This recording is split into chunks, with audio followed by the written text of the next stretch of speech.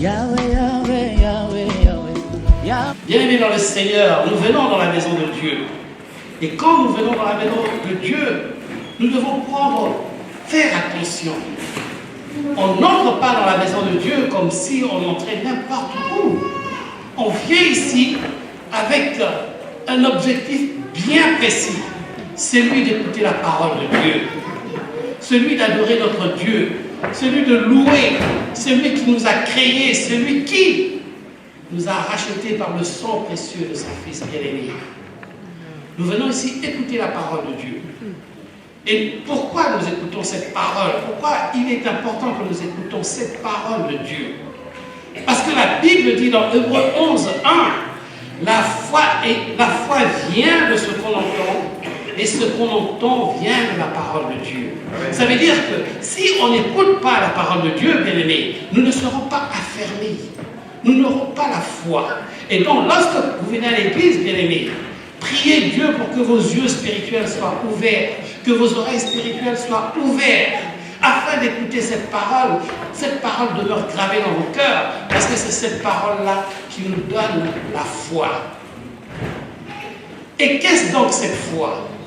La Bible nous dit ceci dans Hébreux 11, 1, la foi est une assurance des choses qu'on espère, une démonstration des choses qu'on ne voit pas.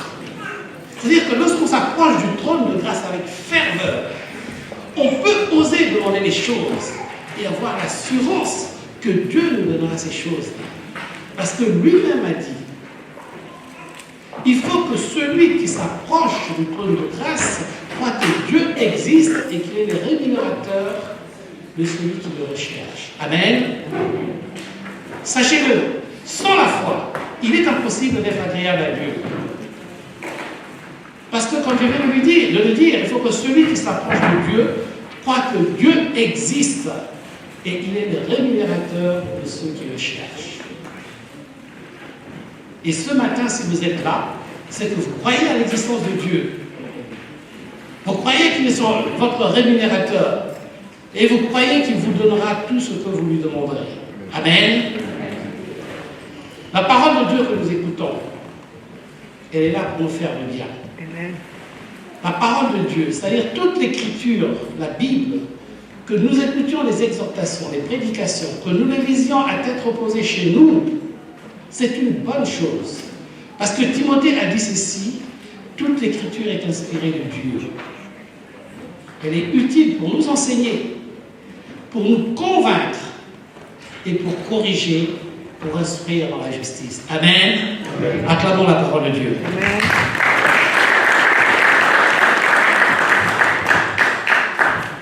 Dès l'instant où le pasteur m'a dit qu'aujourd'hui ils ne seront pas ici et qu'il me donnait la responsabilité d'apporter le message, je demandais au Seigneur le thème que je pouvais apporter.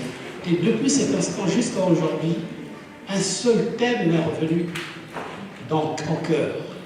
Et le thème d'aujourd'hui, bien aimé, celui que le Seigneur m'a mis à cœur, c'est « L'Éternel est mon berger, je ne manquerai de rien ». Amen. Dites-le à votre voisin, confessez-le. « L'Éternel est mon berger, je ne manquerai de rien ». Puisque l'Éternel est mon berger, je ne manquerai de rien. Je ne manquerai de rien parce que l'Éternel est mon berger. Alléluia. Amen. Celui qui a composé ce poème, celui qui dit cette parole, était lui-même berger. Donc c'était un expert en la matière. Lorsque vous avez un projet quelconque, lorsqu'il s'agit des problèmes juridiques, vous allez voir quelqu'un qui est juriste. Quand il s'agit des problèmes mécaniques, vous allez voir un mécanicien. Et vous écoutez attentivement ce qu'il vous dit, parce que c'est un expert, il sait de quoi il parle. David était pasteur, il était berger. Et lorsqu'il dit « L'Éternel est mon berger, je ne manquerai de rien », c'est une expertise qu'il a faite. Il sait pourquoi il a dit ça. David, si vous lisez dans la Bible, était un bon berger. Avant de décortiquer le psaume 23, donc, que nous allons lire tout à l'heure, parlons un peu du berger de son attitude envers ses brebis. Je n'ai jamais eu cette chance, bien aimé dans le Seigneur, de côtoyer un berger, ni de m'approcher d'un berger, mais gloire à Dieu, il y a la télévision, on regarde parfois des émissions, des documentaires, on voit un peu comment se comportent les bergers, et la parole de Dieu nous donne quand même un aperçu de ce qu'est un berger par rapport à ses brebis. Le berger, dès le matin, prend soin de ses brebis.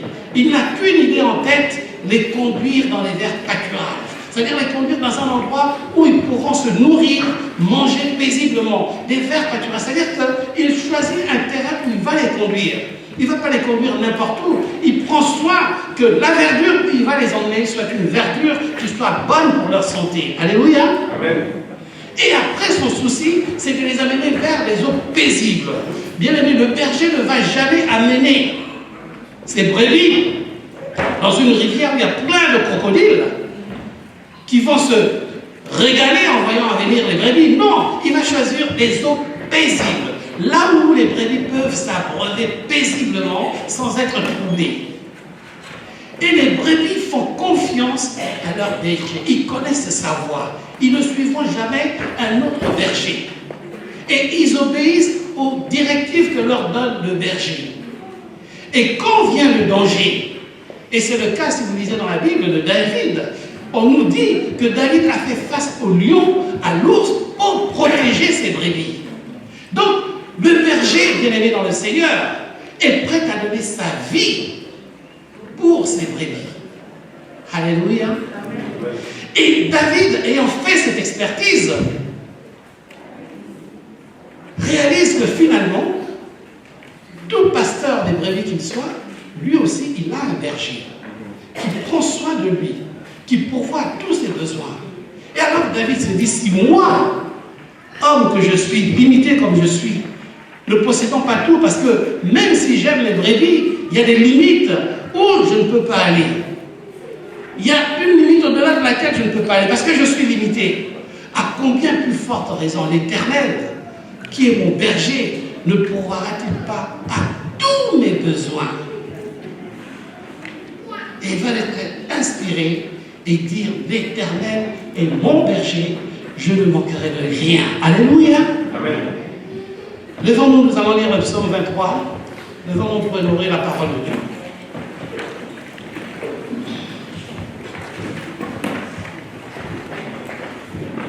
Bien-aimés, je pense qu'il n'y a pas de mal à connaître ce psaume par cœur. Je pense qu'il n'y a pas de mal à réciter ce psaume chaque matin, à confesser dans toutes les circonstances que l'Éternel est mon berger, je ne manquerai de rien. Parce que ce psaume nous dit beaucoup de choses. C'est une déclaration de foi extraordinaire. Même dans les difficultés les plus extrêmes, bien aimés, le fait de dire devant l'ennemi, l'Éternel est mon berger, je ne manquerai de rien. Cela donne de la victoire, cela donne de l'assurance, cela donne de l'espoir. Alléluia. Lisons la parole de Dieu, nous allons lire ensemble. L'Éternel est mon berger, je ne manquerai de rien. C'est le premier verset. L'Éternel est un bon berger qui ne délaisse pas ses brebis, il prend soin d'eux, il veille sur eux, il leur parle, il les conduit, il les nourrit, il les protège et il les soigne. Bien-aimé, accepter Jésus-Christ comme étant son berger, c'est lui obéir et le suivre jour et nuit. C'est faire confiance en Jésus-Christ, dans la mesure où nous marchons sur les traces de Jésus-Christ, où nous acceptons de nous soumettre, de lui soumettre toute notre vie, tous nos projets, nous vivons alors une vraie vie de brebis. Alors Dieu nous fait la promesse que nous ne manquerons de rien. Pourquoi nous ne manquerons de rien? Parce que Dieu possède tout. Le berger bien-aimé, avant de devenir berger, que fait-il? Il achète quelques brebis. Après, il en prend soin de façon à ce qu'ils puissent se multiplier. Dieu nous a rachetés par le sang précieux de notre Seigneur Jésus-Christ. Alors en réalité, je voudrais dire à quelqu'un ce matin que nous sommes les brebis du Seigneur. Il nous a rachetés par son sang précieux. Et il nous considère comme tels. Jésus lui-même n'a-t-il pas dit, bien aimé dans le Seigneur, moi je suis venu afin que les brebis aient la vie et qu'elles aient et qu'elle soit dans l'abondance. Je suis le bon berger et le bon berger donne sa vie pour ses brebis. Je connais mes brebis et elles me connaissent. Alléluia. C'est Jésus qui le dit. Nous sommes les brebis du Seigneur.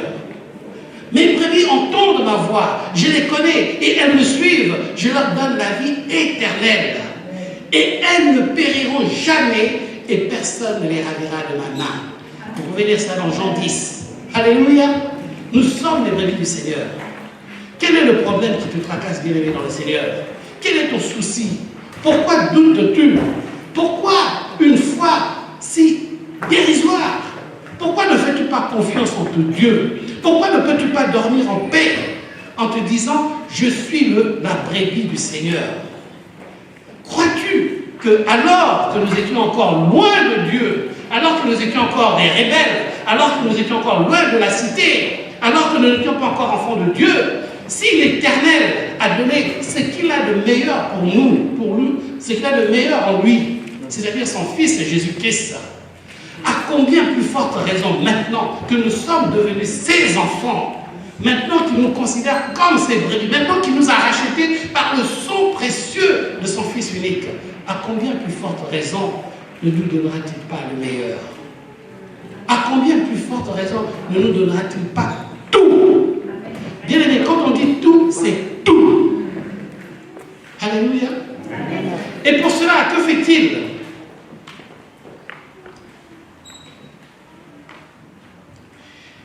Il me fait reposer dans de verts pâturages. L'Éternel nous fait reposer dans de verts pâturages. L'Éternel connaît les verts pâturages. Il connaît les endroits où nous pouvons nous nourrir. Il connaît les endroits où il peut nous mettre en paix. Il y a des choses qui nous fatiguent certainement dans la vie quotidienne. Le travail, c'est fatigant. On a des contraintes qui nous lassent, des difficultés, des soucis, des tracasseries qui quelquefois nous font douter. Mais le bon berger fait reposer ses brebis dans des endroits agréables, dans des endroits qu'il a préparés d'avance. Quels sont ces endroits? Ça peut être ici, dans l'assemblée pour écouter sa parole. Ça peut être dans un lieu de prière, dans des rassemblements. Ça peut être chez toi à la maison, lorsque tu prends ta Bible et que tu commences à la lire, à méditer la parole de Dieu.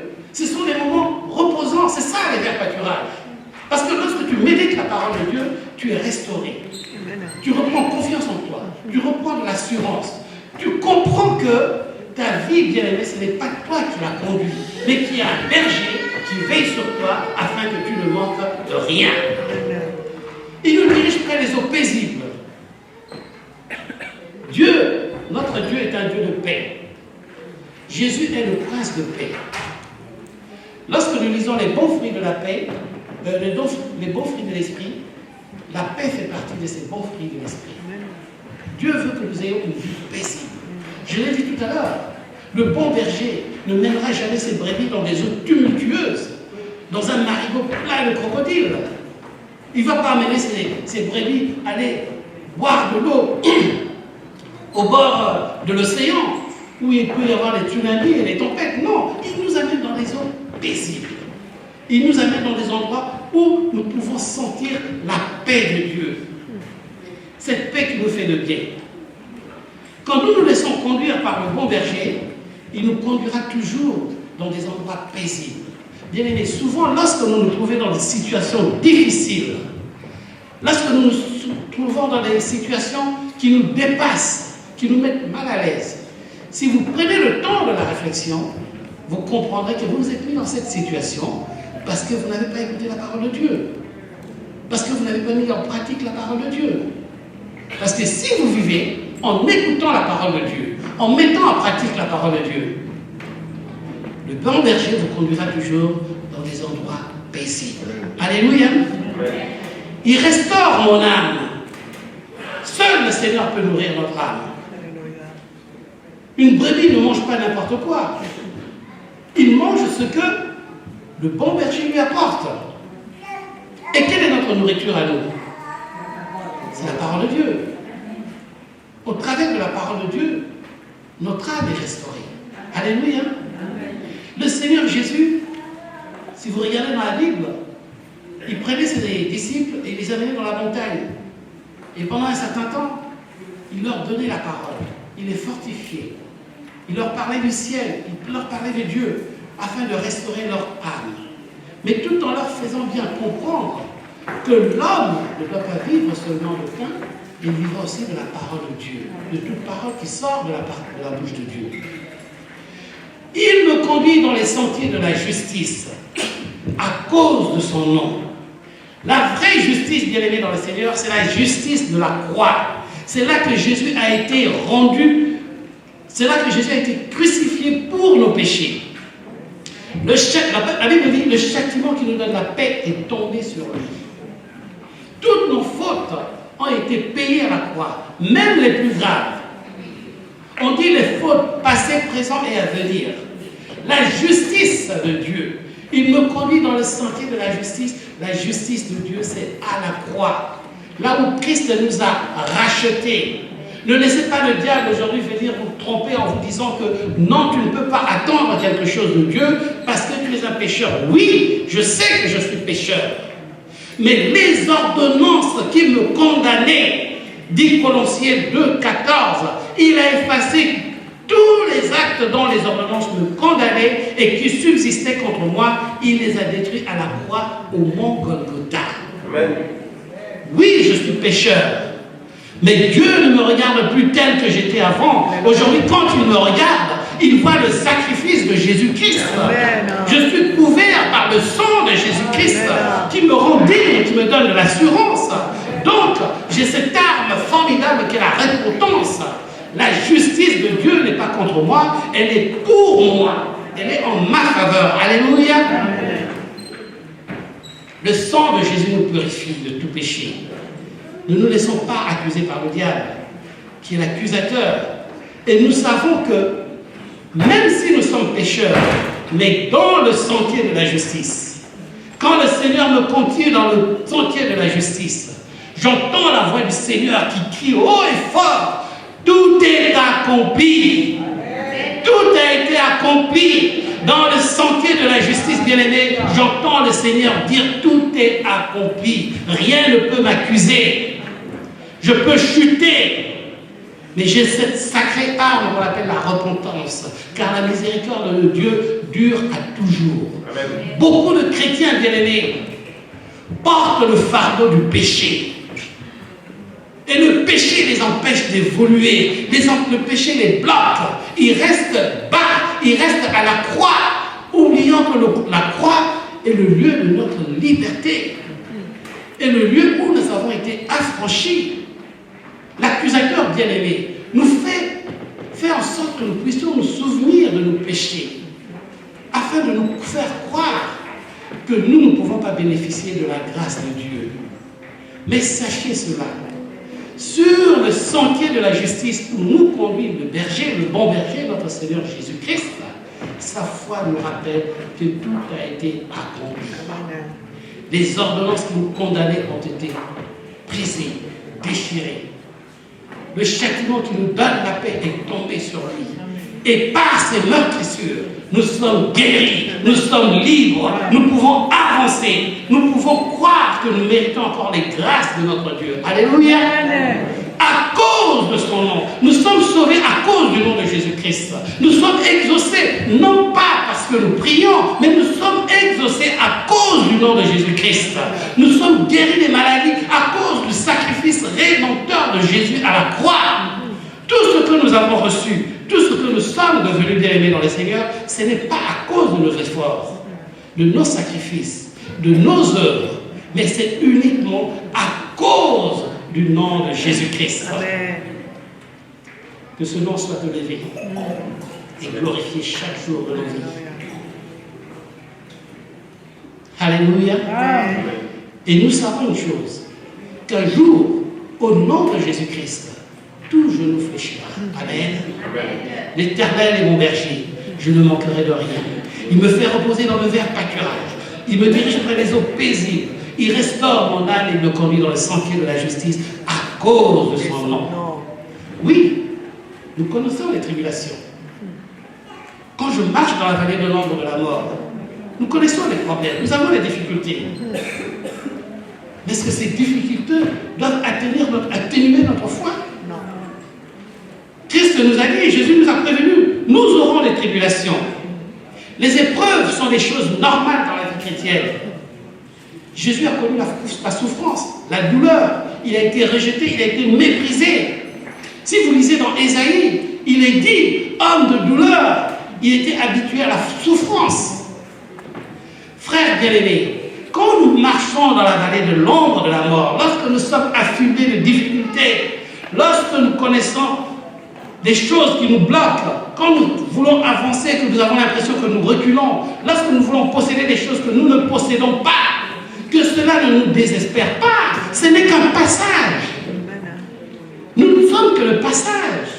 L'Éternel nous fait passer par la vallée de l'ombre de la mort afin d'éprouver notre foi, afin de nous affermir. Si tout était facile, bien-aimés, quelle gloire aurions-nous à tirer? L'or doit être travaillé pour être brillant. Nous aussi, notre foi doit être éprouvée. Alors il est tout à fait normal que nous passons par la vallée de l'ombre de la mort. Il est tout à fait normal que nous passions par les difficultés. Ce n'est pas un endroit où nous allons mourir, ce n'est qu'un passage. Et dans ce passage, il est là à nos côtés. Il est là à nos côtés, il nous tient par la main. Il veille à ce que cette souffrance ne soit pas au-delà de nos forces. Amen. Le malheur atteint souvent le juste, mais l'Éternel en délivre toujours. Amen. Non, même dans la vallée de l'ombre de la mort, je ne crains aucun mal, car je sais qu'il est là à mes côtés. Il a dit, j'ai Dieu, l'Éternel a dit une chose, je ne te délaisserai point, je ne t'abandonnerai point. Et si donc dans les moments de joie, dans le moment de bonheur, il est à nos côtés, pourquoi nous abandonnera-t-il dans les moments de difficulté? Ne savait-il pas que nous connaîtrons ces difficultés? Il le laisse pour notre bien, afin que nous soyons aguerris. Amen. Amen. Par la foi, nous pouvons proclamer haut et fort que Jésus est avec nous tous les jours, jusqu'à la fin du monde. Même quand je ne sens pas sa présence, même quand tu as l'impression que Dieu t'a abandonné, en réalité, il ne t'a pas abandonné. Il est là, bien-aimé. Déclare, je suis ta brebis, ô Seigneur. Tu es mon berger, je ne manquerai de rien. Ta houlette et ton bâton me rassurent. J'ai essayé de savoir ce que c'était la houlette, le bâton, ce que ça voulait dire. Je me suis documenté un peu et j'ai vu que la houlette c'était une espèce de bâton avec un grand rond autour. Le berger s'en servait lorsqu'il faisait paître les brebis. Quand il y avait des branches avec des feuilles bonnes pour les brebis, il utilisait la houlette pour tirer la branche afin que les brebis puissent manger, des branches qui étaient un peu en hauteur. Et parfois, lorsqu'il y a une brebis qui essayait de l'éloigner du troupeau, avec la houlette, il le raccrochait parce que c'est un mouvement comme ça, pour le ramener avec les autres. Et le bâton c'est clair, quand les loups viennent, avec le bâton, il les chasse et tout ça. Quand l'ours arrive avec le bâton, il s'interpose et le bâton lui sert d'arme pour impressionner l'adversaire. Amen. Et nous aussi, c'est pareil. Sa houlette de son bâton nous rassure. Nous savons que Dieu est là présent. La nuit, quand je vais dormir paisiblement et je sais que je me réveillerai paisiblement. Pourquoi s'inquiéter des flèches qui volent la nuit, des pseudo-sorciers qui cherchent à nous nuire dans le sommeil? Dieu est un Dieu qui ne dort ni ne sommeille. Amen. Je vais dormir en paix. Au moment où je vais dormir, je m'écris, ô Éternel Dieu Tout-Puissant, tu es mon berger. Je ne manquerai de rien. Je ne manquerai même pas de ta sécurité durant mon sommeil, parce que tu veilles. Tu es là, tu as le regard sur moi. Tu veilles sur moi, sur mes enfants. Vous savez, j'ai des enfants qui sont devenus majeurs, ils ont quitté la maison. Ils sont partis étudier loin, en province. Et au départ, lorsqu'ils ont décidé ce déplacement, d'aller étudier si loin de moi, j'étais inquiet. Parce que je suis un papa assez protecteur. Et je me disais, mes enfants loin de moi, comment je pourrais les protéger? Quel idiot! Quand je pense que même quand ils sont là dans ma présence, je suis incapable de les protéger. Parce que celui qui les protège, c'est le Très-Haut. Alors qu'il soit à 1000 km ou à 10 cm, que puis-je, moi, pauvre homme? J'ai compris que seul Dieu, avec sa houlette et son bâton, veillera sur les enfants. Amen. Il dresse une table en face de nos adversaires. Alléluia. En cas d'adversité, nous le savons, le diable rôde cherchant toujours qui dévorer. Le diable nous connaît, il sait que nous sommes enfants de Dieu. Il fera tout pour nous empêcher de recevoir les grâces. Il fera tout pour nous éloigner de notre berger. Il fera tout pour nous éloigner du Seigneur. Mais Dieu, dans son amour pour nous, que fait-il? Il dresse une table devant nos adversaires.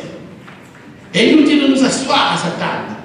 Frère, vous savez, si vous avez quelqu'un qui vous veut du tort, qui veut vous nuire, et que finalement, un jour, il vient, il vous trouve avec le président Hollande, qui dresse une table, et qui vous fait asseoir à sa table, et qui vous prend dans ses bras, et qui vous met à l'aise, cet homme va quand même prendre du recul. Ouh là là, c'est l'ami du président. Mieux vaut que je garde mes distances. Parce que si je m'attaque à lui, le président peut s'en prendre à moi. Il dresse une table en face de nos adversaires. Il le fait asseoir à sa table. Et le diable, quand il passe, il te regarde. Ouh là là, le frère est chrétien avec Jésus-Christ. Oh mon Dieu, je prends mes distances.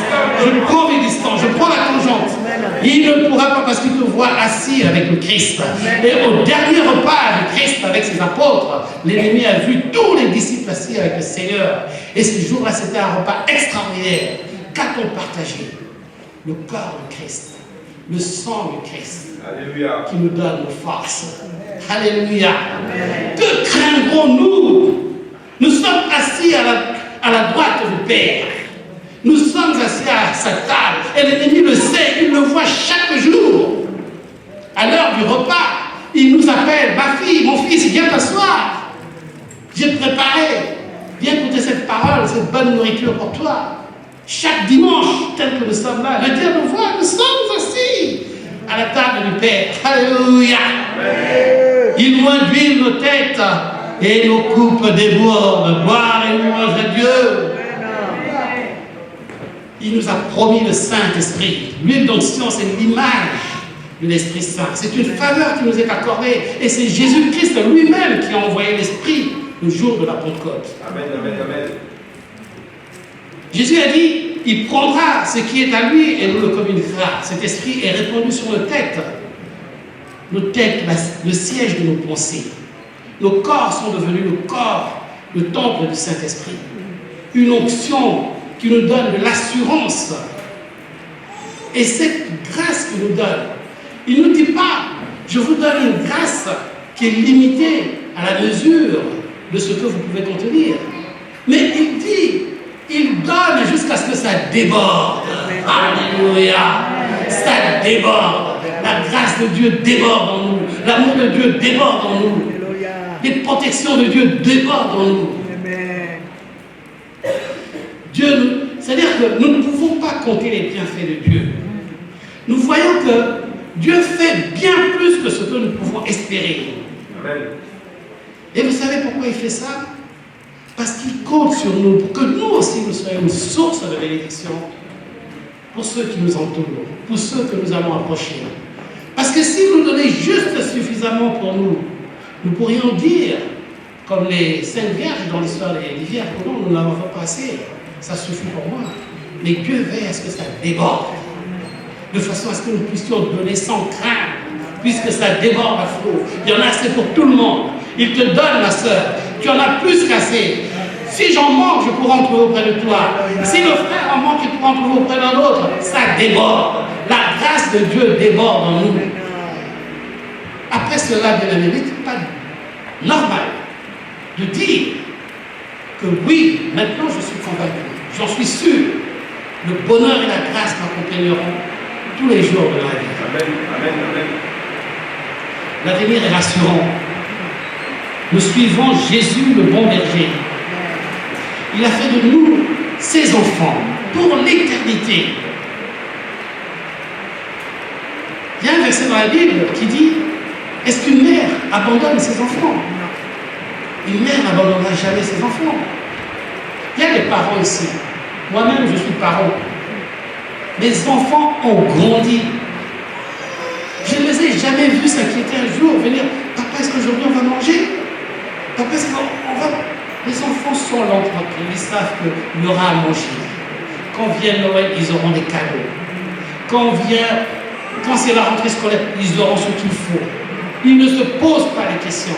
Ils savent que papa est là, il veillera. À combien plus? Et pourtant, papa est limité. Il y a des choses que je ne peux pas donner à mes enfants. Il y a des choses que je peux leur dire, non, pas maintenant, on verra plus tard. Mais à combien plus forte raison notre Dieu le Père, qui possède toutes choses. En Dieu, nous avons tout. En Dieu, nous pouvons espérer tout. Il nous a donné tout. Il n'a pas donné une partie, il a donné tout. En Dieu, nous ne manquerons de rien. Quand je dis que nous ne manquerons de rien, ça veut dire que nous aurons tout. Nous aurons tout, bien-aimés dans le Seigneur. Il te suffit de croire seulement et tu verras la gloire de Dieu. Alléluia. Riche de tous ces enseignements. David, regardant sa relation avec les brebis, regardant comment lui prenait soin des brebis, il s'est dit, oui, si mon Dieu prend soin de moi de cette façon, et je sais qu'il fait bien plus que ce que moi je peux faire pour ces brebis-là, alors je prends une décision. Je déclare que désormais, j'habiterai dans la maison de l'Éternel jusqu'à la fin de mes jours. Amen. Répétez avec moi, j'habiterai dans la maison de l'Éternel jusqu'à la fin de mes jours.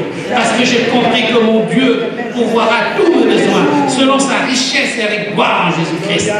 Voici la décision que David a prise. Ce berger, oh gloire à Dieu, nous ne pouvons pas nous éloigner de la maison de Dieu. Sois fidèle, bien-aimé, jusqu'à la mort. Jésus nous demande de veiller et de prier afin qu'il nous trouve debout quand il reviendra. Quand il reviendra, trouvera-t-il de la foi? Frère, s'il arrive une situation dans laquelle tu sembles perdu, un moment où l'ennemi semble te faire croire que Dieu t'a abandonné, souviens-toi, tu es la brebis du Seigneur. Comme le berger n'abandonne jamais ses brebis, lorsqu'il y en a un qui s'égare, si on avait 100, il abandonne les 99 pour aller suivre celle qui s'est égarée. Amen. Dimanche, on vous a prêché sur l'apôtre Paul. Paul était une brebis égarée de notre Seigneur Jésus-Christ. Mais le Seigneur est allé le chercher. Il l'a ramené dans la bergerie et il en a fait le meilleur prédicateur, Amen. Le meilleur annonçateur de la bonne nouvelle. Amen. Dieu nous aime. Il ne nous abandonnera jamais. Marchez avec cette assurance. Nous avons des faiblesses. Nous ne sommes pas forts. Mais l'œuvre qu'il a commencé dans la vie de chacun d'entre nous, il finira par la rendre parfaite. Il est venu, il a vu Gédéon. Il a dit, Gédéon, lève-toi, va avec la force que tu as. Frère, peut-être que ta foi n'est que petite comme un grain de sénévé, mais va avec cette foi. Lève-toi devant les difficultés, devant l'adversité. Proclame que l'Éternel est ton berger et que tu ne manqueras de rien. Proclame, je suis la brebis de l'Éternel et je posséderai tout. Car Dieu agit toujours en faveur de ses enfants. Si nous obéissons à sa parole, alors les bénédictions de l'Éternel se répondront sur chacun de nous et nous ne manquerons de rien. Fais de l'Éternel tes délices et te donnera ce que ton cœur désire. L'Éternel nous comblera de toutes ses grâces. Il pourvoira tous nos besoins selon sa richesse et avec gloire en Jésus-Christ. Il donnera la réussite à tous nos projets. Il nous fera trouver faveur et grâce auprès des autorités de ce monde. Et vous savez pourquoi, bien-aimés? Non seulement parce que nous sommes ses brebis, parce qu'il nous a d'ores et déjà bénis de toutes les bénédictions célestes en Jésus-Christ.